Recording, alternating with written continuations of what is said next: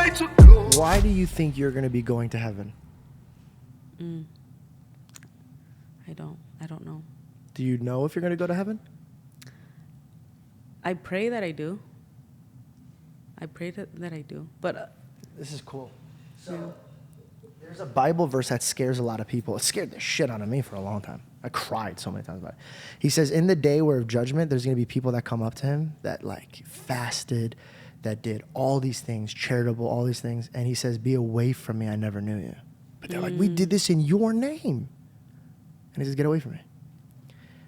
The context of this is the reason why me and you are going to go to heaven is because Jesus paid our penalty on the cross. The devil will make you think that you have to work for your way to heaven. You can't. If me, you, and her worked every day for the rest of our life, we still can't pay off that debt. He did. So how we get there is through grace, faith. We have faith that he's given us grace and that he's completed it on the cross. So the question if we're going to heaven should never even be a part of us anymore. We are going to go to heaven. And then through this, he will change us. So the gospel actually says your works are meaningless. But when you submit to me, I work through you. And that's the works that you should be proud of and have peace and joy. So just like with wrestling, just like with your faith, you're sitting in front of God working.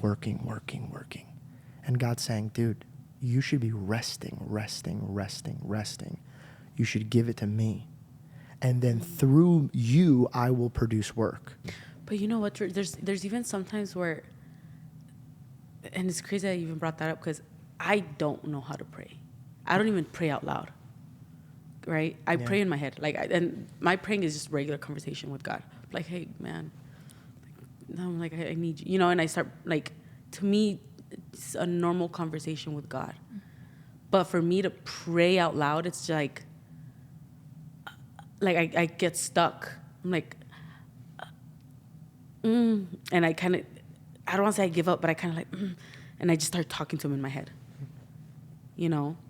Have you ever read the Sermon on the Mount? No. Do you know why next year you're going to blossom, dude? I'll tell you what's going to happen to you. You have different seasons, like I told you. The season that you're in right now is you're battling with faith.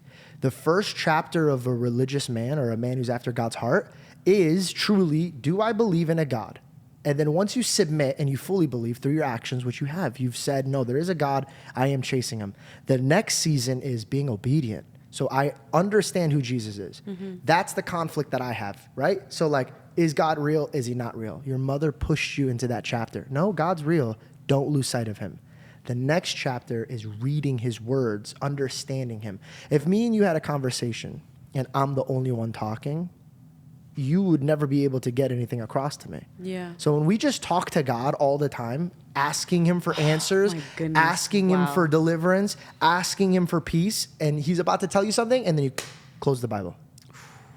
So you're shutting his mouth. And then you're sitting with your own thoughts and your own heart, and you're like, this is how he would want me to behave. I'm good right now, so please, Lord, don't let me change. And God's like, woman, like, you're still praying to see if the UFC is at the same equivalent as me. What do you mean, don't change?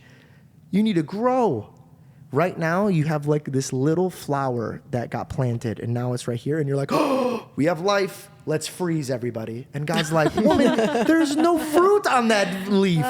Your next fruitful stage will only begin when you turn your mouth off, turn your thoughts off, and read his words and thoughts.